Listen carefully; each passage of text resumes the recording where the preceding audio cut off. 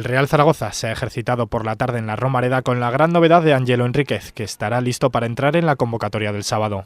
La expulsión de César Arzo, sancionado por un partido, abre las puertas de nuevo a que Víctor Muñoz apueste por el doble pivote con el que salió a jugar en Vitoria, con Cidoncha y Barquero. El vasco ha hablado de la dupla que forma con el madrileño. Espero jugar primero y segundo que si juego con Cido, pues yo creo que en Vitoria lo hicimos muy bien, sobre todo él, ¿no? Yo después del partido en Vitoria le dije que había hecho un partidazo, ¿no? O sea que si estamos los dos en el campo, ojalá les salga el mismo partido porque se los va a comer, ¿no? Tras la victoria ante el Eibar se han apartado, al menos de momento, los fantasmas de un posible descenso a Segunda B. Para Barquero el encuentro es clave para mirar hacia arriba. En mi cabeza no entra el pensar que podamos estar luchando por descender, pero bueno, pues quizá puede pasar, pero para mí es el partido de pasar un mes y medio, 2 meses insípidos a estar luchando por estar arriba.